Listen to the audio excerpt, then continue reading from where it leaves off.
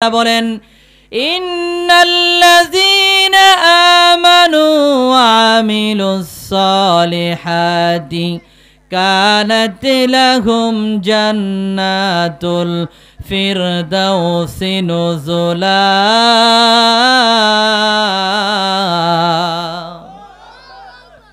আল্লাহ রাব্বুল আলামিন বলেন, নিশ্চয়ই যারা ঈমান এনেছে এবং সৎ কর্ম করেছে, আল্লাহ রাব্বুল আলামিন বলেন তাদের জন্য আমি আল্লাহ রাব্বুল আলামিন জান্নাতুল ফেরদাউস বাজেট করে রেখেছি, রিজার্ভ করে রেখে দিয়েছি। জুড়ে বলুন সুবহানাল্লাহ। তাহলে 1 নম্বরে ঈমান আনতে হবে, 2 নম্বরে আমলে সলিহাত সৎ আমল করতে হবে, নেক আমল করতে হবে। জুড়ে বলুন ঠিক না বেটি? এবার প্রশ্ন হলো, হুজুর ঈমান আনবো কেমন করে? আল্লাহ রাব্বুল আলামিন পবিত্র কুরআনুল কারীমের সূরা বাকারার 13 নম্বর আয়াতে কারিমার মধ্যে বলেন, আমিনু কামা আমানান নাস। জুড়ে বলুন আল্লাহু আকবার। আমিনু কামা আমানান নাস। আল্লাহ রাব্বুল আলামিন বলেন, ঈমান আনো মানুষের মতো, মানুষগুলা যেইভাবে ঈমান এনেছে এইভাবে ঈমান আনো। জুড়ে বলুন আল্লাহু আকবার। বলেন মানুষ দ্বারা এখানে কি উদ্দেশ্য? মানুষ দ্বারা এখানের মধ্যে কয়েকটা উদ্দেশ্য হতে পারে।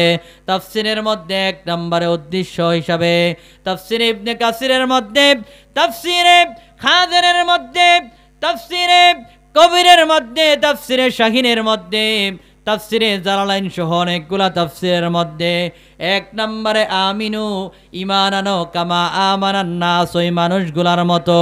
অর্থাৎ সাহাবায়ে কেরামদের মধ্যে যেরকম ভাবে ঈমান ছিল, সাহাবায়ে কেরামরা যেইভাবে ঈমান এনেছে তাদের ঈমানের মধ্যে যেমন ভাবে ভেজাল ছিল না।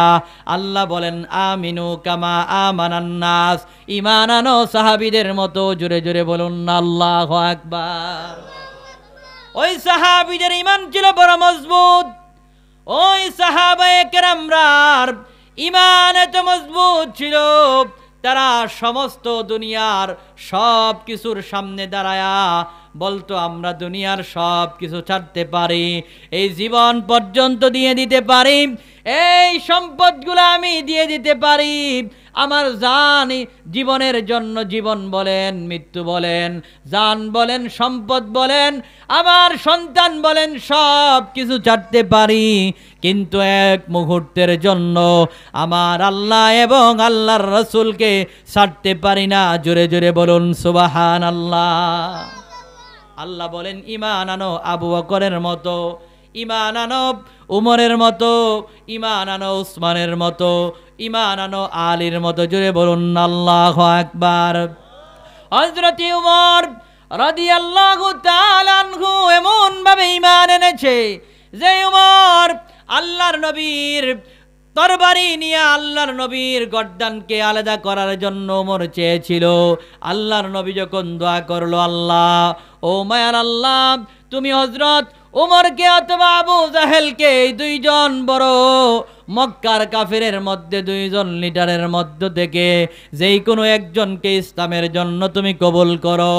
এই 2 জনের মধ্যে আল্লাহর নবী যখন দোয়া করলেন, আমার আল্লাহ রাব্বুল আলামিন হযরতে উমরকে কবুল করেছেন। জোরে বলুন সুবহানাল্লাহ। আর ওই উমর এমন ভাবে ঈমান এনেছে, আল্লাহর নবী বলেন লাউ কানা বাদি নাবিয়্যুন লাকানা উমর। আল্লাহর নবী বলেন আমার পরে যদি কেউ নবী হতো তাহলে হযরতে উমর নবী হয়ে যেত, কিন্তু আমার পরে যেহেতু আর কোনো নবী নাই, আল্লাহর নবী বলেন ইয়া আইয়ুহান নাস, হে মানব মণ্ডলী, ইন্নাহু লা নাবিয়্যা বাদি, আমার পরে আর কোনো নবী নাই, আলা উম্মাতা বাদাকুম, অতএব আমার পরে যেহেতু আর কোনো নবী নাই, আর আমার পরে নতুন কোন উম্মত আসারও প্রশ্নই আসে না। জোরে বলুন ঠিক না বেটি? আরো জোরে বলুন না ঠিক না বেটি? আল্লাহর রাসূল বলেন আলা উম্মাতা বাদাকুম, আর নতুন কোন উম্মত আসারও প্রশ্নই আসে না, যেহেতু আমার পরে আর কোনো নবী নাই, ঠিক তদরূপ কোনো উম্মত নাই। জোরে বলুন সুবহানাল্লাহ। আল্লাহর রাসূল বলেন তোমরাই হচ্ছে সর্বশেষ উম্মত। এই উম্মতের মর্যাদা আছে না নাই? আরো জোরে বলুন না, আছে না নাই? আল্লাহ রাব্বুল আলামিন বলেন ওয়ালাকাদ কাররামনা বানি আদম, আমি মানুষকে আমি আল্লাহ রাব্বুল আলামিন সমস্ত সৃষ্টির মধ্যে সর্বশ্রেষ্ঠ জাতি হিসাবে আশরাফুল মাখলুকাত বানিয়েছি। জোরে বলুন ঠিক না বেঠিক? আর উম্মতের মধ্যে সর্বশ্রেষ্ঠ উম্মত হচ্ছে আমার আল্লাহ বলেন ওয়াকাযালিকা জাআলনাকুম উম্মাতাও ওয়াসাতাল লিতা, আমি আল্লাহ রাব্বুল আলামিন এই উম্মতে মুহাম্মদীদেরকে মধ্যমপন্থী উম্মত হিসাবে নাজিল সৃষ্টি করেছি। জোরে বলুন সুবহানাল্লাহ। তাহলে এই উম্মতের দাম আছে না নাই? আরো জোরে বলুন না, আছে না নাই? শ্রেষ্ঠ নবীর শ্রেষ্ঠ উম্মত, জোরে বলুন সুবহানাল্লাহ। আল্লাহর রসুল বলেন আলা উম্মাতা বাদাকুম, আমার পরে আর কোনো উম্মতের প্রশ্নই আসে না। আলা ফাবুদু রাব্বাকুম, অতএব তোমরা আল্লাহ রাব্বুল আলামিনের ইবাদত করো। ইবাদত করতে হবে কার? আরো জোরে বলুন না, কার জন্য ইবাদত?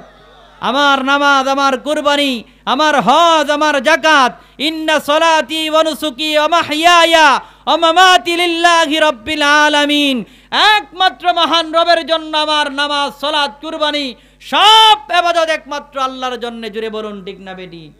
অনেকে মনে করে যে পীরের দরবারে গিয়া পীরের জন্য মনে হয় ইবাদত করা যাবে না, পীরের দরবারে গিয়া মাজারে সাজদা করা বিলকুল হারাম, শিরিক। জুড়ে বলুন ঠিক না বেটি? অনেকে মনে করে আমরা সুন্নি যারা দাবি করি, আমরা বলি আমরা নাকি বলি মাজারে সাজদা করার জন্য। জুড়ে বলুন নাউজুবিল্লাহ। মাজারে সাজদা করা বিলকুল হারাম, শিরিক। জুড়ে বলুন ঠিক না বেটি? তবে আমরা কবর জিয়ারতের পক্ষে, কবর জিয়ারতের কথা সহিহ হাদিস দ্বারা প্রমাণিত। আল্লাহর রসুল বলেন কুনতু নাহাইতুকুম আন জিয়ারাতিল কুবুরি ফাজরুহা, আল্লাহর রসুল বলেন, সহিহ মুসলিমের বর্ণনা, আল্লাহর রসুল বলেন আমি তোমাদেরকে কবর জিয়ারত করতে ইসলামের প্রথম যুগে নিষেধ করেছিলাম, কিন্তু আমি নিজেই রসুল তোমাদেরকে নির্দেশ দিচ্ছি তোমরা বেশি বেশি করে কবর জিয়ারত করো। জুড়ে বলুন সুবহানাল্লাহ। ফা ইন্নাহা তুযাক্কিরুল আখিরা, আল্লাহর রসুল বলেন এই কবর জিয়ারত করলে পরকালের কথা স্মরণ হয়। জোরে বলুন ঠিক না বেটি? এই কবরের পাশে দাঁড়াইলে মা বাবার কথা স্মরণ হয় কি হয় না? পরকালের কথা স্মরণ হয় কি না? মৃত্যুর কথা স্মরণ হয় কি না? ওই কবরের পাশে গেলেই দেখবেন মানুষের মনটা নরম হয়ে যায়। এই জন্য আল্লাহর রসুল বললেন যে তোমরা বেশি বেশি করে কি করো? কবর জিয়ারত করো। কবর জিয়ারত করা সুন্নত, আর কবরে সাজদা করা হারাম। জোরে বলুন ঠিক না বেটি?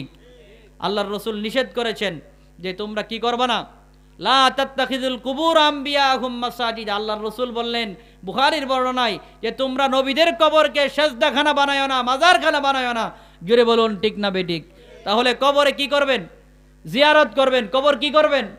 জিয়ারত করবেন। মা বাবার কবরের পাশে দাঁড়ায় মা বাবার জন্য দোয়া করবেন। আমার আল্লাহ আর কারো জন্য দোয়া শিক্ষা দেয় নাই, কিন্তু মা বাবার জন্য আল্লাহ নিজেই দোয়া শিক্ষা দিয়েছেন, রব্বির হামহুমা কামা রব্বায়ানি সগীরা। এই দোয়া প্রত্যেক নামাজের পরে পাঠ করবেন এবং কবরের পাশে দাঁড়ায়া দাঁড়ায়া এই দোয়া পড়বেন। আল্লাহর রসুল জান্নাতুল বাকির মধ্যে দাঁড়ায়া দাঁড়ায়া গুনাহগার উম্মতের জন্য দোয়া করতেন। জোরে বলুন ঠিক না বেঠিক? এমনকি সহিহ আবু দাউদ শরীফের হাদিসের মধ্যে সহিহ সনদে হাদিস এসেছে আল্লাহর রসুল নিজে তার মায়ের কবর জিয়ারত করেছে। জোরে বলুন সুবহানাল্লাহ।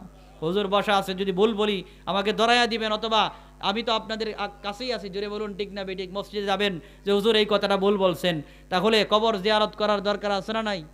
এই জোরে বলুন না। মা বাবার কবরের পাশে দাঁড়াইয়া দোয়া করার দরকার আছে না নাই? অনেকে তো আবার কবর জিয়ারতরেও বেদাত বানাইয়া দিছে। যেটা বেদাত এটাকে বেদাত বলবেন, যেটা সুন্নত এটাকে সুন্নত বলবেন, যেটা শিরিক এটাকে শিরিক বলবেন। জোরে বলুন ঠিক না বেঠিক? আর তারাই হচ্ছে আহলে সুন্নাত ওয়াল জামাত। জোরে বলুন ঠিক না বেঠিক? এই জন্য আহলে সুন্নাত ওয়াল জামাত হচ্ছে নাজাত প্রাপ্ত দল। কিন্তু নামে নামে সুন্নি দাবি করলে, মুখ দিয়ে বললে হবে না, কাজে কর্মে প্রমাণ দিতে হবে। জোরে বলুন ঠিক না বেটি? যারা কাজে কর্মে সুন্নাত অনুসরণ করে, আল্লাহর রসুলকে অনুসরণ করে, তারাই আসল সুন্নি। আর যারা মুখের সুন্নি সুন্নি দাবি করে কিন্তু আল্লাহর রসুলের দাড়ি নাই মুখে, জবানের মধ্যে আল্লাহর রসুলের সুন্নত মোতাবেক কথা নাই, আল্লাহর রসুলের সুন্নত টুপি নাই, আল্লাহর রসুলের সুন্নত মোতাবেক জীবন যাপন পরিচালনা করে না, নামাজ পড়ে না, রোজা রাখে না, হজ করা ফরজ হওয়ার পরে হজ করে না, যাকাত দেয় না, তারা কখনো সুন্নি হতে পারে? জোরে বলুন ঠিক না বেঠিক? তাহলে আহলে সুন্নাত ওয়াল জামাত তারাই যারা আল্লাহর রসুলের সুন্নতকে অনুসরণ করে। আর আল্লাহর রসুলের সুন্নতকে যারা অনুসরণ করবে, আল্লাহর রসুল বলেন মান আহাব্বা সুন্নতি ফাকাদ আহাব্বানি ওমান আহাব্বানি কানা মাইয়া ফিল জান্নাহ। যেই ব্যক্তি আমি রসুলের সুন্নতকে মহাব্বত করলো, সেই ব্যক্তি যেন আমি রসুলকে মহাব্বত করলো। আর যেই ব্যক্তি আমি রসুলকে মহাব্বত করলো, ওই ব্যক্তি আমি রসুলের সাথে একসাথে জান্নাতে থাকবে। জোরে বলুন না সুবহানাল্লাহ। তাহলে আল্লাহর রসুলের সুন্নতকে অনুসরণ করার দরকার আছে না নাই? আরো জোরে বলুন না, আছে না নাই? আল্লাহর রাসূল সহিহ বুখারী শরীফের 15 নম্বর হাদিসের মধ্যে বলেন, লা ইউমিনু আহাদুকুম হাত্তা আকুনা আহাব্বা ইলাইহি মিন ওয়ালিদিহি ওয়া ওয়ালাদিহি ওয়ান নাসি আজমাইন। জোরে বলুন সুবহানাল্লাহ। আল্লাহর রাসূল বলেন, ততক্ষণ পর্যন্ত তোমরা পূর্ণ মুমিন হতে পারবে না যতক্ষণ পর্যন্ত তোমরা তোমাদের ধন সম্পদ, স্ত্রী, পুত্র, ছেলে, মেয়ে যা কিছু আছে এমনকি নিজের জানের চাইতে বেশি আমি রসুলকে মহাব্বত না করবা, ভালো না বাসবা, ততক্ষণ পর্যন্ত তোমরা মুমিন হতে পারবা না। জোরে জোরে বলুন না সুবহানাল্লাহ। তাহলে রসুলকে এই নিজের জানের চাইতে বেশি ভালোবাসতে হবে। যদি জীবন দিতে হয় রসুলের জন্য জীবন দিতে হবে, যদি এই সম্পদ দিতে হয় ইসলামের জন্য, রসুলের জন্য, এই সম্পদ আল্লাহর রসুলের জন্য কুরবান করে দিতে হবে। জোরে বলুন ঠিক না বেটি? তাহলে অনেকে বলতে পারেন যে হুজুর রসুলকে ভালোবাসবো কি করে, মহাব্বত করব কি করে? আল্লাহর রসুলের সুন্নতকে অনুসরণ করার মাধ্যমেই রসুলকে ভালোবাসতে হবে, মহাব্বত করতে হবে। জোরে বলুন ঠিক না বেটি? আবার অনেকে বলে যে রসুলের মহাব্বতের দরকার নাই, রসুলের মহাব্বতের কথা বলে কোরআন হাদিসের কোথাও নাই। এই কথা বলার লোক আছে না নাই? হ্যাঁ জোরে বলুন না, আছে না নাই? অথচ আল্লাহর রসুলকে এক সাহাবী গিয়া প্রশ্ন করলেন, সহিহ বুখারী শরীফের 7171 নম্বর হাদিস, হযরতে আনাস থেকে বর্ণিত। রসুলকে জিজ্ঞেস করলেন, মাতাসসাআতু ইয়া রাসূলুল্লাহ, আল্লাহর রসুল কিয়ামত কখন সংগঠিত হবে? আল্লাহর রসুল বললেন, ক্বালা মা আদাত্তালাহা, তুমি কিয়ামতের জন্য কি প্রস্তুত করেছো, কি এমন নেক আমল করেছো যে কিয়ামতের সংবাদ কখন কিয়ামত হবে তুমি জিজ্ঞেস করতেছো? ওই সাহাবী বললেন, ক্বালা মা আদাত্তুলাহা মিন কাসীরি সালাতিন ওয়ালা সাওমিন ওয়ালা সাদাকাতিন ওয়ালাকিন্নী উহিব্বুল্লাহ ওয়া রাসূলুহু। জোরে বলুন সুবহানাল্লাহ।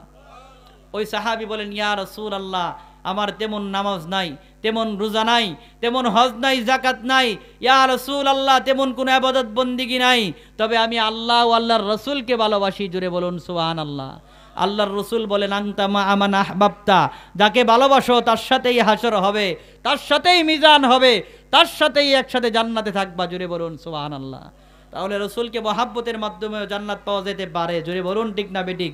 যে অন্তর থেকে ভালোবাসেন, যদি ভুল ত্রুটি হয়েও যায়, আল্লাহ রব্বুল আলামিন ইল্লা আসহাবাল ইয়ামিন, ডানপন্থী হিসাবে আল্লাহ যাদেরকে মাফ করতে চাইবেন বিনা হিসাবে জান্নাত দিবে। জোরে বলুন সুবহানাল্লাহ। এই জন্য প্রিয় বাবাজিরা আমার, আল্লাহর রসুল বলেন, সহিহ তিরমিজির বর্ণনা, শাফাআতি লি আহলিল কাবাইরি মিন উম্মতি, আমার উম্মতের মধ্যে সবচেয়ে বড় কবিরা গুনাহ যারা করে ফেলেছে কিন্তু ঈমান আছে, নামাজ রোজা আদায় করছে, কিন্তু মাঝে মধ্যে অন্যায়ও করে ফেলেছে, ভুলও করে ফেলেছে, আল্লাহর রসুল বলেন ওই লোকগুলাকে কিয়ামতের ময়দানে আমি রসুল সুপারিশ করে আল্লাহর তৈরি জান্নাতে নিয়ে যাব। জুড়ে বলুন সুবহানাল্লাহ। আবার আরেক দল আছে, তারা একদল বলে যে জাহান্নামে একবার দিলে বলে আর জান্নাতে দিবে না আল্লাহ। এই আকীদার লোক আছে না নাই? এই জুড়ে বলুন না, আছে না নাই? আমি দেখলাম কিছুদিন আগে একজন ভালো আলেম, মোটামুটি যাকে প্রফেশনাল আলেম মানুষ বলে, একজন ভালো আলেম বলতেছে যে আল্লাহ বলে একবার কাউকে জাহান্নামে দিলে তার ঈমান থাকলেও তাকে আর জিন্দেগিতে জান্নাতে দিবে না, এই কথা বলতেছে। জুড়ে বলুন না নাউজুবিল্লাহ। এই ব্যাপারে সহিহ বুখারী সহ সিয়াসিত্তার এমন কোনো কিতাব নাই যে কিতাবের ভিতরে এই ব্যাপারে হাদিস নাই। জুড়ে বলুন সুবহানাল্লাহ। ভাই বুখারী শরীফের ভিতরে আমি নিজেই প্রায় 70 থেকে 80টা হাদিস পেয়েছি। আল্লাহর রাসূল বলেন, ইখরুজুনান নারি মান ক্বালা লা ইলাহা ইল্লাল্লাহ ফাদাখালাল জান্নাহ। চিৎকার মেরে বলুন সুবহানাল্লাহ। আল্লাহর রাসূল বলেন, যেই ব্যক্তি লা ইলাহা ইল্লাল্লাহ জবান দিয়ে একবার বলেছে, ওই ব্যক্তিদেরকে আল্লাহর রাসূল বলেন আল্লাহ তাআলা জাহান্নাম থেকে টেনে টেনে বের করবে আর জান্নাতে প্রবেশ করাবে। জোরে বলুন সুবহানাল্লাহ। অন্য হাদিসের মধ্যে আল্লাহর রাসূল বলেন, মান ক্বালা লা ইলাহা ইল্লাল্লাহু ফাদাখালাল জান্নাহ। এই ধরনের হাজার হাজার হাদিস থাকার পরেও তারা বলতেছে সহিহ হাদিস। বুখারী এবং মুসলিম এই দুইটা হাদিসের শুরুতেই দেখবেন, কিতাবের শুরুতে লেখা আছে আল জামিউ আল মুসনাদ ওয়াস সহিহু আল মুখতাসার মিন উমুরি রাসূলিল্লাহি সাল্লাল্লাহু আলাইহি ওয়াসাল্লাম। জুড়ে বলুন সুবহানাল্লাহ। এই কিতাবের শুরুতেই তিনি বলেছেন যে আমরা এই কিতাবের মধ্যে আমি কি আনি নাই? জাল জয়ীফ হাদিস আনি না। ইমাম বুখারী রাহমাতুল্লাহি আলাইহি, যিনি 6 লক্ষ হাদিসের হাফেজ ছিল। জুড়ে বলুন সুবহানাল্লাহ। কিন্তু 6 লক্ষ হাদিসের হাফেজ হওয়ার পরেও সহিহ বুখারী শরীফের ভিতরে বিত্তাকরার ছাড়া, একই হাদিস 7 বার 12 বার 13 বার ছাড়া একই হাদিস যদি একবার করে গণনা করেন তাহলে 4 থেকে 4.5 হাজারের বেশি হাদিস বুখারীতে হবে না। কিন্তু এক হাদিস যেমন ইন্নামাল আমালু বিন্নিয়াত, এই হাদিসটা বুখারীতে 7 বার আসছে। কয়বার? জোরে বলুন না, কয়বার? সনদ ভিন্ন কিন্তু হাদিসের মতন একই। এরকম ভাবে ইমাম বুখারী রাহমাতুল্লাহি আলাইহি একই হাদিস 13 বার 20 বার 23 বার পর্যন্ত আনছে। জুড়ে বলুন সুবহানাল্লাহ। তাহলে বিত্তাকরার সারা সহিহ বুখারীর ভিতরে 4 থেকে 4,500 হাদিস তিনি এটার ভিতরে এনেছেন। তিনি বলেছেন যে এই হাদিসের ভিতরে, এই গ্রন্থের ভিতরে একটাও জাল জয়ীফ হাদিস আনি নাই, যতগুলো হাদিস এনেছি সবগুলো হাদিস সহিহ। জোরে বলুন সুবহানাল্লাহ। হাদিসের ভিতরে মান দিয়েছেন, মতনের উপর দিয়ে সনদ যাচাই বাছাই করেছেন। আজ পর্যন্ত বুখারীর ব্যাপারে কোনো হাদিসের মান লেখা হয় নাই। জুড়ে বলুন সুবহানাল্লাহ। কারণ বুখারী শরীফের সব হাদিসগুলো সহিহ। বুখারী এবং মুসলিম, আল্লাহর কোরআনের পরে সহিহ বুখারীর স্থান এবং তারপরে মুসলিম শরীফের স্থান। জুড়ে বলুন সুবহানাল্লাহ। তাহলে আল্লাহ তাআলা যাদের ঈমান আছে, ঈমান, অন্য হাদিসের ভিতরে আল্লাহ রাসূল ওয়ালা খরদালিন, যার অন্তরের মধ্যে যাররা পরিমাণ ঈমান আছে। কি পরিমাণ? এই জোরে বলুন না, কি পরিমাণ? আল্লাহর রাসূল বলেন যে যার অন্তরের ভিতরে যাররা পরিমাণ ঈমান আছে, ওই ব্যক্তি যত বড় গুনাহ করুক না কেন, গুনার জন্য তার সাজা ভোগ করতে হবে, কিন্তু সাজার পরে আমার আল্লাহ একদিন তাকে জান্নাতে দিবে। জোরে বলুন সুবহানাল্লাহ। আর এটাই হচ্ছে আহলে সুন্নাত ওয়াল জামাতের আকীদা। খারিজি, মুতাজিলা, শিয়া, কাদেরিয়া, জাবরিয়া, এই ধরনের অনেক সম্প্রদায় আছে যারা পরকালে জান্নাতে জাহান্নামে একবার দিলে আবার জান্নাতে দিবে, তারা এই কথা বিশ্বাস করে না। আবার একদল আছে বলে যে কবিরা গুনাহ করলেই নাকি কাফের হয়ে যায়। জোরে বলুন নাউজুবিল্লাহ। কিন্তু এটা আহলে সুন্নাত ওয়াল জামাতের আকীদা নয়। জোরে বলুন ঠিক না বেঠিক? কারণ কবিরা গুনাহ তো অনেক মানুষ আমাদের অজান্তেই অনেক কবিরা গুনাহ হয়ে যাচ্ছে। জোরে বলুন ঠিক না বেঠিক? কিন্তু কবিরা গুনাহকে গুনাহ মনে করতে হবে, গুনাহকে গুনাহ মনে করতে হবে। অস্বীকার করলে সে কাফের হয়ে যাবে। জোরে বলুন ঠিক না বেঠিক? অনেকে যদি মনে করে যে আমি গুনাহ করলাম, এরকম ঠাট্টা মস্কারা করে যে কি হয়েছে, গুনাহ করলে কি হই, এই ধরনের কথা বললে, অহংকার করলে, অস্বীকার করলে কাফের হয়ে যাবে। কিন্তু সে গুনাহকে গুনাহ মনে করে যদি গুনাহ করে ফেলে, তাহলে আল্লাহ তাআলার কাছে তওবা করলে তো আল্লাহ অবশ্যই মাফ করে দিবে। আর তওবা ব্যতীতও যদি কবরে চলে যায়, আল্লাহর রাসূল বলেন ইন্নাল্লাহ, আল্লাহ কোরআনে বলেন ইন্নাল্লাহা লা ইয়াগফিরু আইয়ুশরাকা বিহি ওয়া ইয়াগফিরু মা দুনা যালিকা লিমান ইয়াশা। আল্লাহ বলেন নিশ্চয় আমি শিরিক গুনাহ আমি আল্লাহ ক্ষমা করব না, কিন্তু শিরিক ব্যতীত যে কোনো গুনাহ করলে আমি আল্লাহ চাইলে তওবা ছাড়াও যদি মৃত্যুবরণ করে, আমি আল্লাহ চাইলে এমনিতেই মাফ করে দিব। জুড়ে বলুন সুবহানাল্লাহ। আরো জুড়ে বলুন না সুবহানাল্লাহ। তাহলে যেই কথা বলতেছিলাম, আল্লাহ বলেন আমিনু কামা আমানান নাস, ঈমান আনো মানুষের মতো, অর্থাৎ সাহাবায়ে কেরামদের মতো। তাহলে ঈমান আনতে হবে হযরতে আবু বকরের মতো, হযরত উমরের মতো। জুড়ে বলুন ঠিক না বেঠিক? যে হাদিসটা বলতেছিলাম বিদায় হজ্জের ভাষণে, আল্লাহর রাসূল বলেন আলা ফা'বুদু রাব্বাকুম, তোমরা অতএব আল্লাহর ইবাদত করো, ওয়াসাল্লু খামসাকুম, 5 ওয়াক্ত নামাজ আদায় করো। 5 ওয়াক্ত নামাজের দরকার আছে না নাই? আরো জুড়ে বলুন না, আছে না নাই? ওয়াসুমু শাহরাকুম, মাহে রমজানের রোজা রাখো। মাহে রমজানের রোজা রাখার দরকার আছে না নাই? আরো জুড়ে বলুন না, আছে না নাই? অনেকে দেখবেন 11 মাস কোনো পর্দা করে না, কিন্তু মাহে রমজান মাসে চার দোকানের ভিতরে শাসলে পর্দা আছে না নাই? এই পর্দা আছে না নাই? দেখছেন নি আপনারা? 11 মাস কোনো পর্দা টর্দার ব্যবস্থা নাই, কিন্তু মাহে রমজান মাস আসলে দেখবেন চার দোকানগুলোর সামনে পর্দা টানায়া দেন। তারা হচ্ছে রমজান মাসে পর্দা করে। এ আসেনিও? এ রমজান মাসে পর্দা করেন না লোক আসেনি? এই ধরনের লোক আছে। আল্লাহর রাসূল বলেন ওসুমু শাহরাকুম, তোমরা কি করো? মাহে রমজানের রোজা রাখো। ও আদ্দু যাকাত আমওয়ালিকুম, এবং যাদের উপরে নিসাব পরিমাণ সম্পদের মালিক যারা, তাদের যাকাত দিতে হবে কিনা? আরো জোরে বলুন না, যাকাত দিতে হবে কিনা? আল্লাহর রাসূল বলেন তোমরা যাকাত আদায় করো। ওয়া তাহুজ্জুনা বাইতি রাব্বিকুম, আল্লাহর রাসূল বলেন আর যাদের নিসাব পরিমাণ সম্পদের মালিক যারা হয়েছে, যাদের উপর হজ করা ফরজ, তোমরা আল্লাহর ঘর বাইতুল্লাহ জিয়ারত করো, হজ পালন করো। জুড়ে বলুন সুবহানাল্লাহ। ওয়া আতিউ উলাতি আমরাকুম, আল্লাহর রাসূল বলেন আর সৎ নেতার আনুগত্য করো। তাদখুলু জান্নাতা রাব্বাকুম, আর হেসে হেসে আল্লাহর তৈরি জান্নাতে প্রবেশ করো। জুড়ে বলুন সুবহানাল্লাহ। তারপরে আলা ফা'বুদু রাব্বাকুম, এক নম্বরে কি করতে হবে? আল্লাহর ইবাদত করতে হবে। ইবাদতগুলো আল্লাহর রাসূল এখানের মধ্যে বলেছেন বিদায় হজ্জের ভাষণে। এক নম্বরে ওয়াসাল্লু খামসাকুম, 5 ওয়াক্ত নামাজ পড়ার কথা আল্লাহর রাসূল বলেছেন। ওয়াসুমু শাহরাকুম, 2 নম্বরে মাহে রমজানের রোজাগুলো রাখার কথা বলেছেন। আল্লাহর রাসূল বলেন ওয়াসুমু শাহরাকুম ওয়া আদ্দু যাকাত আমওয়ালিকুম, 3 নম্বরে যাকাত প্রদান করো। ওয়া তাহুজ্জুনা বাইতি রাব্বিকুম, 4 নম্বরে যাদের উপরে হজ করা ফরজ তোমরা হজ পালন করো। ওয়া আতিউ উলাতি আমরাকুম, আল্লাহর রাসূল বলেন সৎ নেতার আনুগত্য করো। তাদখুলু জান্নাতা রাব্বাকুম, এই 5টি কাজ যেই ব্যক্তি করবে, আল্লাহর রাসূল বলেন ওই ব্যক্তি হেসে হেসে আল্লাহর তৈরি জান্নাতে প্রবেশ করবে। জোরে বলুন সুবহানাল্লাহ। তাহলে নামাজ পড়ার দরকার আছে না নাই? আরো জোরে বলুন না, আছে না নাই? যেই কথা বলতেছিলাম, হযরত উমর রাদিয়াল্লাহু তাআলা আনহু, যিনিকে আল্লাহর রাসূল বললেন লাউকানা বাদি নাবিয়্যুন লাকানা উমর, যদি আমার পরে কেউ নবী হতো তাহলে হযরতে উমর নবী হয়ে যেত। জুড়ে বলুন সুবহানাল্লাহ। হযরতে উমর রাদিয়াল্লাহু তাআলা আনহু, তিনি ইসলামের পূর্ব যুগে যখন কাফের অবস্থায় ছিল, মুশরিক ছিল, যখন মূর্তি পূজা করত, ওই অবস্থার মধ্যে মক্কার লোকেরা বলল, হে উমর, তুমি না অনেক বড় পালোয়ান, অনেক শক্তিশালী, তুমি কি মুহাম্মদের গর্দানটা আলাদা করে দিতে পারো না?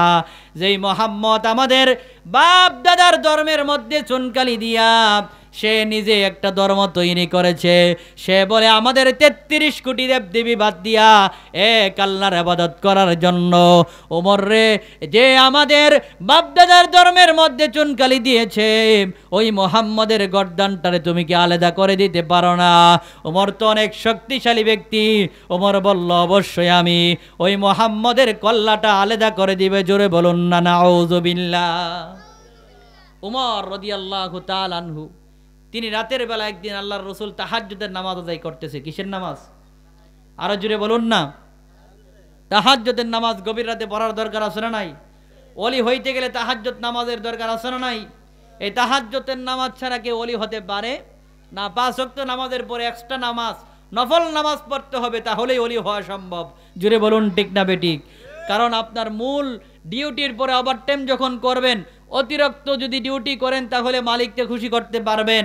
ঠিক তদ্রূপ 5 ওয়াক্ত নামাজ হচ্ছে মূল ডিউটি। এই মূল ডিউটির পরে যদি তাহাজ্জুদ নামাজ, নফল ইবাদত বন্দেগী করেন তাহলে মাওলাকে খুশি করতে পারবেন।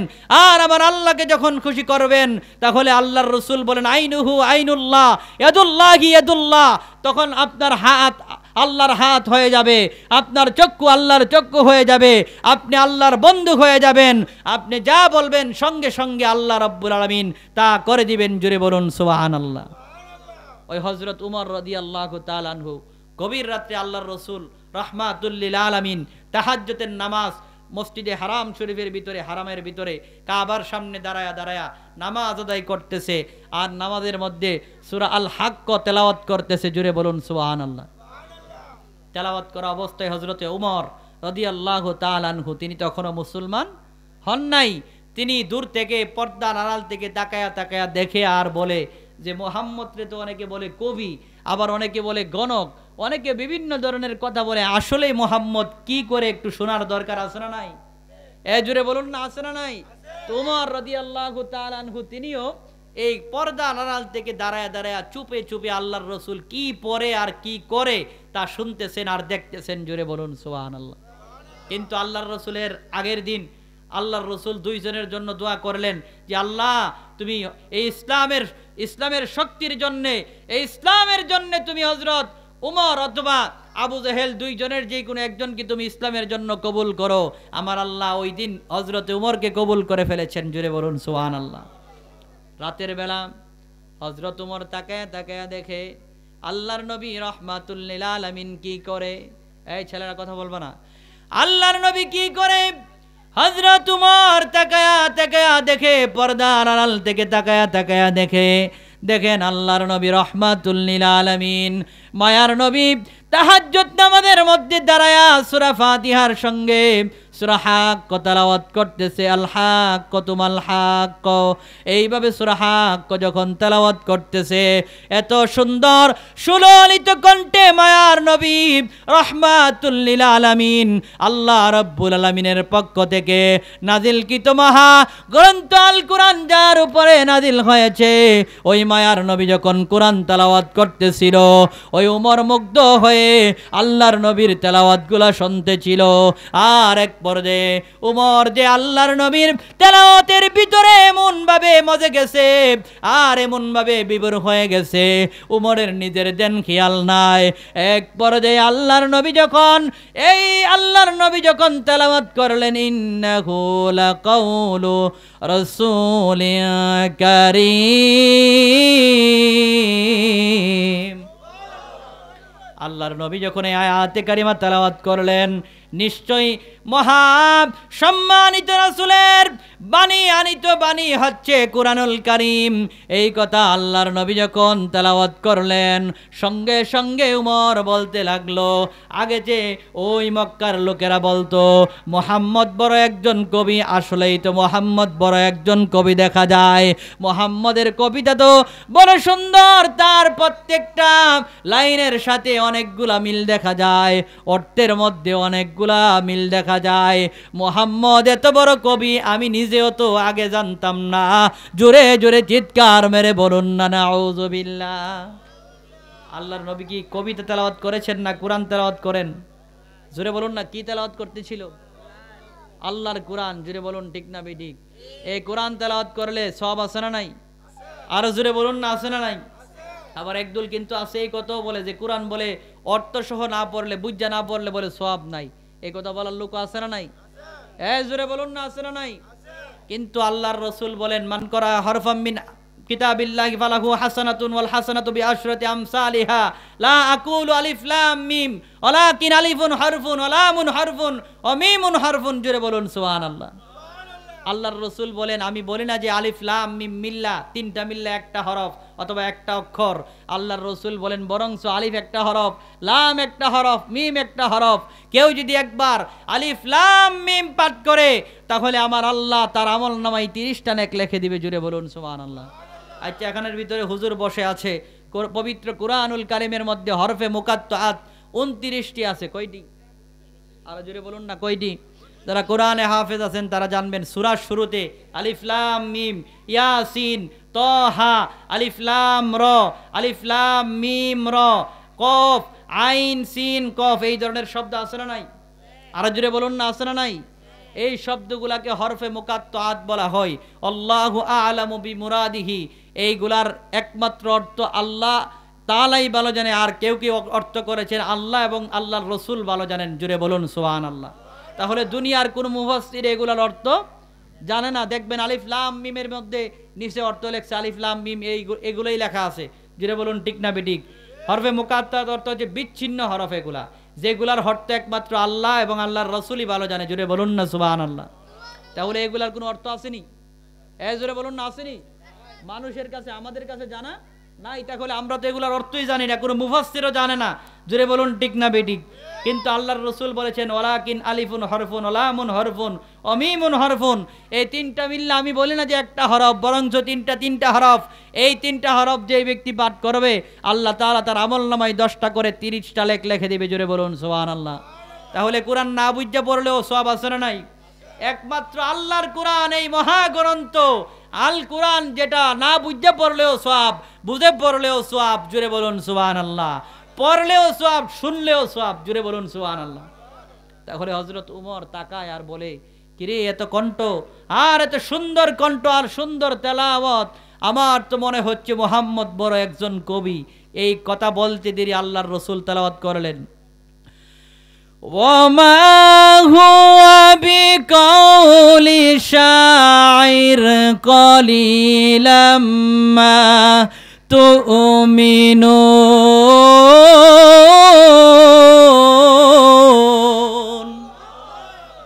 আল্লাহ বলেন যে এটা কোনো কবির কথা নয়, আর কবির কথা তোমরা কবি বিশ্বাস করে থাকো। জোরে বলুন না সুবহানাল্লাহ। এই কথা, এই আয়াতে কারিমা আল্লাহর রাসূল যখন তেলাওয়াত করলো, এবার উমর মনে মনে কিরে, এতক্ষণ তো মনে করতাম যে উমর মনে মনে ভাবতেছে যে এতক্ষণ তো মনে করছিলাম যে মুহাম্মদ বড় কবি, এখন তো দেখতেছি শুধু কবি না, মুহাম্মদ বড় গণক। জোরে বলুন না নাউজুবিল্লাহ। আল্লাহর রাসূল কি গণক না? আল্লাহর পক্ষ থেকে মহাগ্রন্থ আল কোরআন নাজিল হয়েছে, আল্লাহর পক্ষ থেকে মহাগ্রন্থ আল কোরআন তেলাওয়াত করতেছেন। আর এই উমর যখন এই কথা বলল যে মুহাম্মদ শুধু কবি না, মুহাম্মদ বড় গণক বটে, কারণ কিছুক্ষণ আগে আমি মনে মনে বললাম মুহাম্মদ কবি, কিন্তু মুহাম্মদ নামাজের মধ্যে তেলাওয়াত করতেছে, আমারে তো মুহাম্মদ দেখে নাই, আমি তো পর্দার আড়ালে, আর কথা তো বলেছি মনে মনে। আমি বললাম যে মুহাম্মদ বড় একজন কবি যে বলতো, আসলেই তো সত্য। এই কথা বলতে দেরি আর মুহাম্মদ বলতেছে ওমা হুয়া বিকাউলি শাইর কলিলাম মা তুমিনুন। এটা কোনো মানুষের কবিতা নয়, এটা হচ্ছে মহাগ্রন্থ আল কোরআন, আর মানুষের কবিতা তোমরা কমই বিশ্বাস করে থাকো। জোরে বলুন না সুবহানাল্লাহ। এই কথা বলার পরে উমর বলতেছে যে মুহাম্মদ শুধু কবি নয়, তিনি বড় একজন গণক। জোরে বলুন না নাউজুবিল্লাহ। যিনি একজন জাদুকর, এই কথা বলতেছে। এই কথা বলার পরে আল্লাহর রাসূল তেলাওয়াত করলেন, ওয়ালা বিকাউলি কাহিন কলিলাম মা তাযাক্কারুন।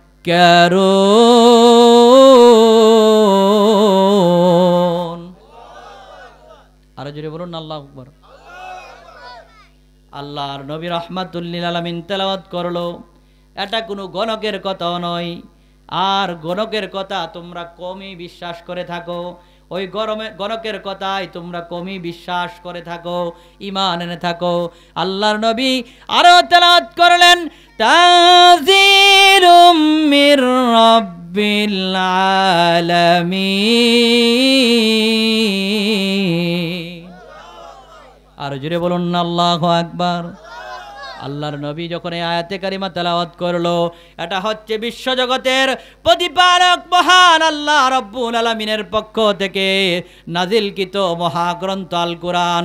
সকলে চিৎকার মেরে জোরে জোরে বলুন না আল্লাহু আকবার। এই ওমর ওই দিন এই কথা বলার সঙ্গে সঙ্গে যখন রাতের বেলা দাঁড়ায়া দাঁড়ায়া আল্লাহর নবী কোরআন তেলাওয়াত করতেছিল, এই কোরআনের আয়াতগুলো শোনার সঙ্গে সঙ্গে ওমরের ভিতরে একটা কোরআনের নূর কাজ করতে লাগলো। জোরে বলুন না সুবহানাল্লাহ। কোরআনের নূর আছে না নাই? এই কোরআন তেলাওয়াত করলে আল্লাহ কোরআনে বলেছেন যে মুমিন যারা তাদের ঈমান বেড়ে যায়। আরো জোরে বলুন না সুবহানাল্লাহ। আল্লাহ বলেন, ওয়া ইযা তুলিয়াত আলাইহিম আয়াতুহু যাদাতুহুম ঈমানাও ওয়া আলা রাব্বিহিম ইয়াতাওয়াক্কালুন। যখন মুমিনদের সামনে কোরআন তেলাওয়াত করা হয় তখন তাদের ঈমান বৃদ্ধি পায়। জোরে বলুন সুবহানাল্লাহ। এই ঈমানের এই কোরআন যাদের সামনে তেলাওয়াত করা হয়, মুমিনদের সামনে তেলাওয়াত করলে মুমিনদের ঈমানটা আরো বেড়ে যায়, মজবুত হয়ে যায়। জোরে বলুন না আল্লাহু আকবার। ঈমান বৃদ্ধি পাওয়ার কারণে হযরত উমর ওই দিন যদিও মুসলমান হয় নাই, কিন্তু এই হযরত উমরের ভিতরে ঈমানের একটা এই কোরআনের নূরটা ভিতরে যখন প্রবেশ করতে লাগলো, তখন উমরের ভিতরে শান্তি লাগে না, মনে মনে ভাবতে লাগলো, এলাকার লোকেরা মক্কার লোকেরা কই মুহাম্মদ পাগল, আবার কেউ বলে মুহাম্মদ কবি, আবার কেউ বলে মুহাম্মদ গণক, কিন্তু আমি তাকায়া দেখলাম মুহাম্মদ কবিও নয় গণকও নয়। এই কথা বলে মনে মনে বাড়িতে চলে গেল। কিন্তু পরের দিন এলাকার মানুষগুলা বলতে লাগলো, হে উমর, তুমি কি মুহাম্মাদের কেল্লাটা আনতে পারো না? তুমি না মক্কার মধ্যে সবচাইতে শক্তিশালী ব্যক্তি, পালোয়ান ব্যক্তি, আমরা চাই তুমি মুহাম্মাদের গর্দানটারে আলাদা করে দাও। জোরে বলুন নাউজুবিল্লাহ। উমর হাতের মধ্যে খোলা তরবারি হাতের মধ্যে নিয়ে রওনা হয়ে গেল আল্লাহর রসুলের তরবারি, আল্লাহর রসুলের গর্দানকে আলাদা করে দিবে, আল্লাহর রসুলের কেল্লা আলাদা করার জন্য। জোরে বলুন না নাউজুবিল্লাহ। কিন্তু আল্লাহ রব্বুল আলামিন তো আগেই এই উমরের জন্য হেদায়েত নসিব করে দিয়েছেন। আল্লাহ রব্বুল আলামিন বলেন, মাইয়াহদিল্লাহু ওয়া হুয়াল মুহতাদ। আমি আল্লাহ যাকে রাস্তা দেখাই, ওকে কেউ পথভ্রষ্ট করতে পারে না। আর আমি আল্লাহ যার রাস্তা দেখাই, আমি আল্লাহ যার পথভ্রষ্ট করি, ওরে কেউ রাস্তাও দেখাইতে পারে না। জোরে বলুন ঠিক না বেঠিক? হেদায়েতের মালিক কে? আরো জোরে বলুন না কে? তাহলে আল্লাহ যারা হেদায়েত দেয় তারা কেউ পথভ্রষ্ট করতে পারে না, গুমরাহি করতে পারে না। আর আল্লাহ যারা গুমরাহি করে তারা কেউ হেদায়েতের রাস্তা দেখাইতে পারে না। জোরে বলুন ঠিক না বেটি?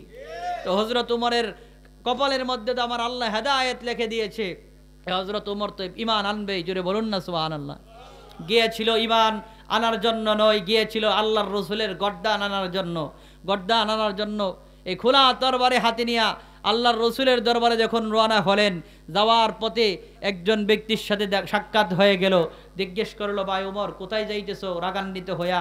তোমার চেহারা তো বড় মলিন দেখা যাচ্ছে, চোখগুলা বড় বড় দেখা যাচ্ছে, আর চক্ষুগুলা লাল বর্ণের দেখা যাচ্ছে, কারণ কি?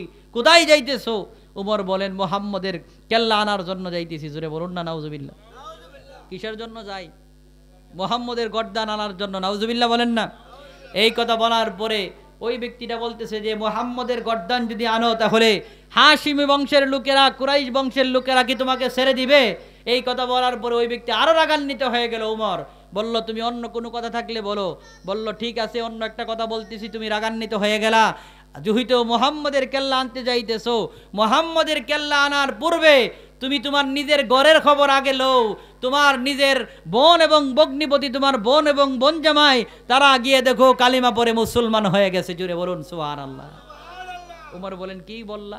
রাগান্বিত হয়ে গেল আরো বেশি, তেলে বাগুনে জ্বলে। হযরত উমর রাদিয়াল্লাহু তাআলা আনহু তার বোনের বাড়িতে চলে গেলেন, বোন জামার বাড়িতে, ভগ্নিপতির বাড়িতে। যাওয়ার পরে দরজার মধ্যে দাঁড়ায়া শুনলেন, তিনি কান লাগায়া শুনতে পাইলেন যে এই ঘরের ভিতরে গুনগুন করে কি যেন শব্দ শোনা যায়। জুড়ে বলুন সুবহানাল্লাহ।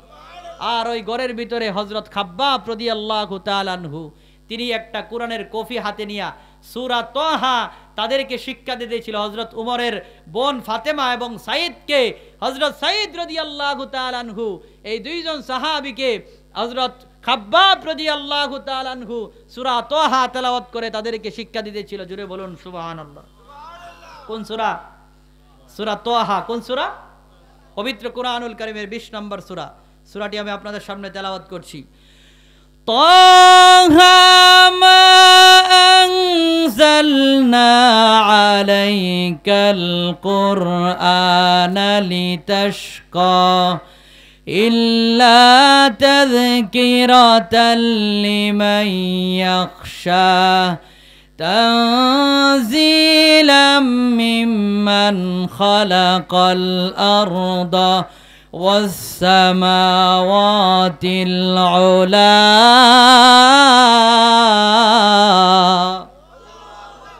আরো জোরে বলুন আল্লাহু আকবার।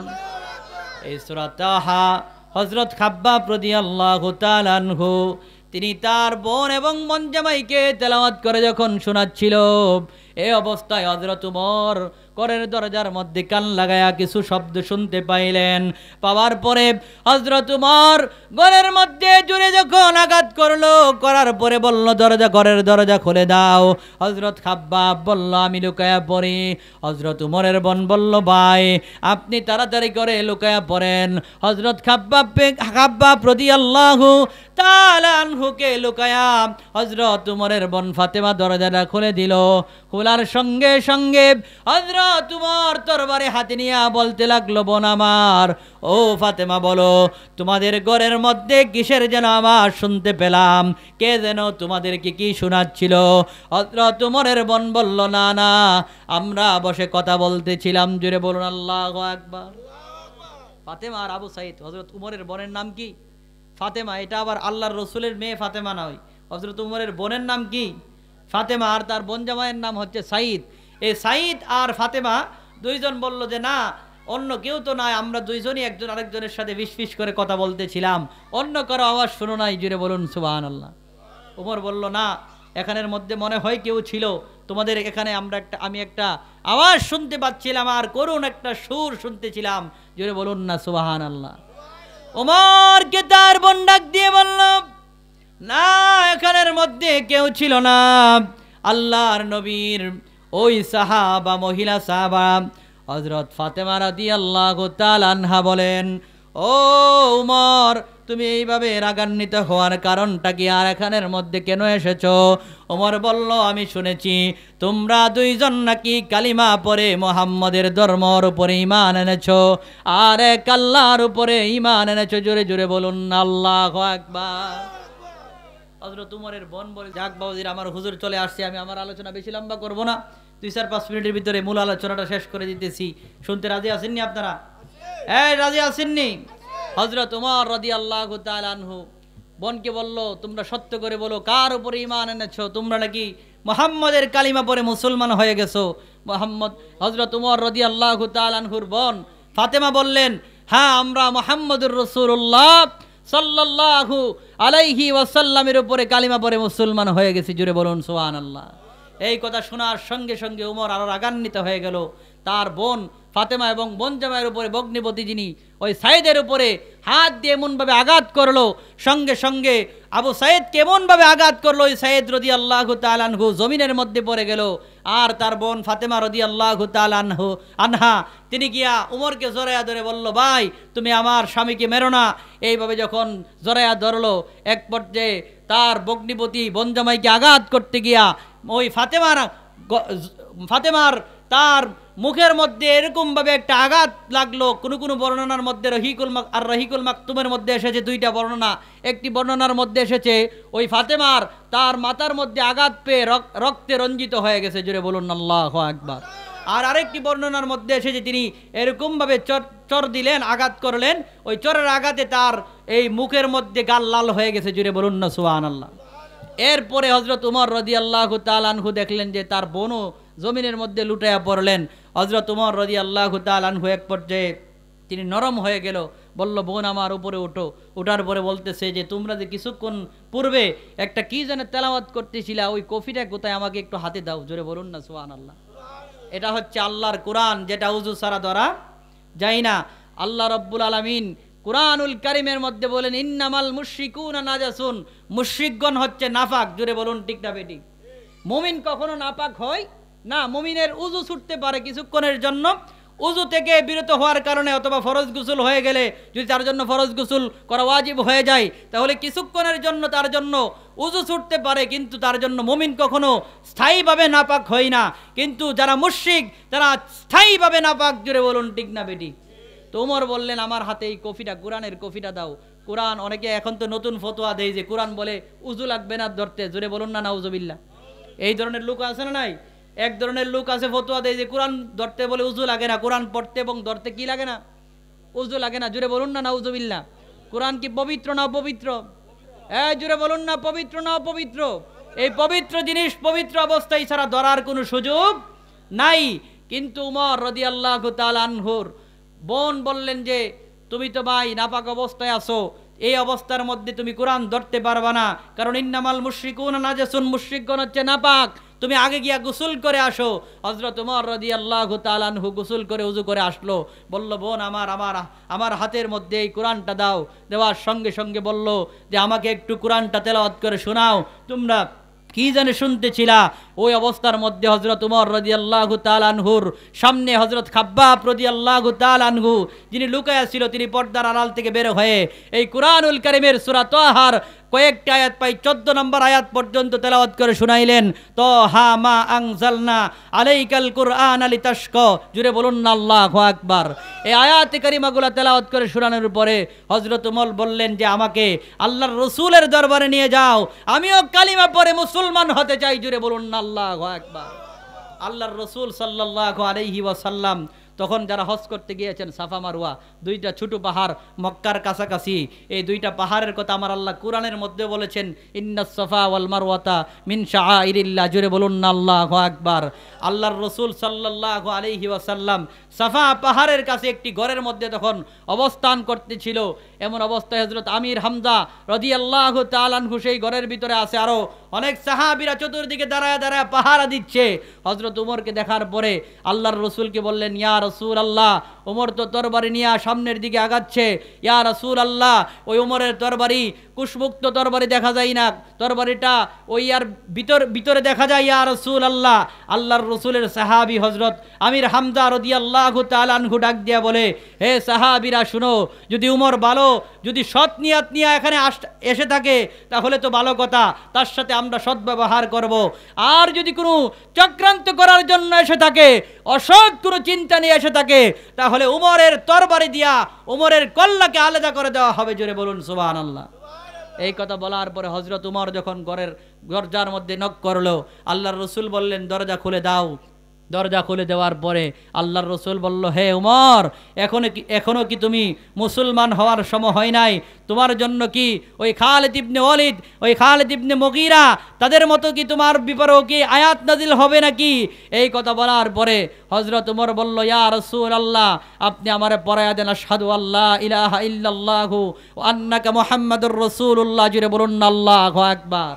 হযরত উমর কালিমা পড়ে মুসলমান হয়ে গেল। তাহলে আল্লাহ বললেন, আমিনু কামা আমানান নাস, ঈমান আনো ওই উমরের মতো, জুড়ে বলুন না সুবহানাল্লাহ। তাহলে ইসলামের মধ্যে যেরকম নরম সাহাবী ছিল, গরম সাহাবীও ছিল, কারণ কোনো কোনো সময় ইসলামের মধ্যে উমরের ভূমিকা পালন করতে হবে, আবার কখনো কখনো আবু বকরের ভূমিকা পালন করতে হবে। আল্লাহ রাব্বুল আলামিন বলেন আল্লাযীনা মাআহু আশিদ্দাউ আলাল কুফফারি রুহামাউ বাইনাহুম, কারণ সাহাবায়ে কেরামদের মধ্যে এবং মুমিন ব্যক্তি যারা, তারা একজন পরস্পর ভাই ভাই এবং তারা সৌহার্দ্যপূর্ণ আচরণ করে। কিন্তু কাফের মুশরিকদের বিরুদ্ধে মুমিন ব্যক্তিরা খুব কঠোর। জোরে বলুন ঠিক না বেঠিক? ওই ভারতের রাম বাম নাস্তিকেরা, ইসকনেরা, তারা বলতে চায় যে তারা নাকি এই বাংলাদেশের ভিতরে প্রবেশ করবে। আবার ইদানিং দেখলাম আগরতলার কয়েকজন হিন্দু রামবাম তারা আছে, তারা নাকি যেই কোনো সময় বাংলাদেশে প্রবেশ করবে। আমরা বলতে চাই, এখন ইদানিং কালকে আমি দেখলাম এই ব্রাহ্মণবাড়িয়াকে নিয়ে অনেকে ট্রল করতো। জোরে বলুন ঠিক না বেঠিক? ট্রল করতো যে ব্রাহ্মণবাড়িয়ার মানুষগুলো নাকি আমরা ঝগড়া করি বেশি। কিন্তু ওই যারা বলতো ব্রাহ্মণবাড়িয়াকে নিয়ে ট্রল করতো, আমি দেখলাম 2-1 দিন ধরে ফেসবুক সোশ্যাল মিডিয়ার মধ্যে এই ব্রাহ্মণবাড়িয়াকে নিয়ে ওই 63 জেলার লোকগুলা আজকে গর্ব করে বলতেছে ব্রাহ্মণবাড়িয়ার মানুষগুলাই যথেষ্ট। এই রাম বাম নাস্তিক আগরতলার হিন্দুগুলা যারা আছে, এই নাস্তিকগুলা সন্ত্রাসী ইসকন যারা আছে, তারা যদি বাংলাদেশের মধ্যে প্রবেশ করে, ব্রাহ্মণবাড়িয়ার যেই লোকগুলা আছে, এই ব্রাহ্মণবাড়িয়ার আমাদের বড় বড় যেই সন্তানগুলো আছে, যুবকগুলো আছে, তাদেরও প্রয়োজন হবে না। ছোট ছোট ছেলে মেয়েগুলা যারা আছে, তারাই যদি রাস্তার মধ্যে দাঁড়ায় যায়, তারাই দেখবেন এক কাইটার মূল্য দিয়া তাদেরকে খতম করে দিছে। জোরে বলুন ঠিক না বেঠিক? তাহলে এই রামবাম নাস্তিকদের বিরুদ্ধে কখনো কখনো উমরের ভূমিকা পালন করতে হবে, আবার কখনো কখনো খালেদ সাইফুল্লাহ আইবির মতো ভূমিকা পালন করতে হবে। জোরে বলুন ঠিক না বেঠিক? প্রিয় বাবাজিরা আমার, মুসলমানেরা কারোর সাথে ঝগড়ায় লিপ্ত হইতে চায় না, ইচ্ছা করে ঝগড়া করতে চাই না। কিন্তু কেউ যদি ঝগড়া করতে চায়, তাহলে আল্লাহ বলেন ফাদরবার রিকব, তাহলে সরাসরি তাদের গর্দানের দিকে ফোকাস করো, গর্দানকে আলাদা করে দাও। জুড়ে বলুন ঠিক না বেঠিক? আল্লাহ তাআলা আমাদের প্রত্যেককে সহি বুঝ দান করুক, সকলে বলুন আমিন।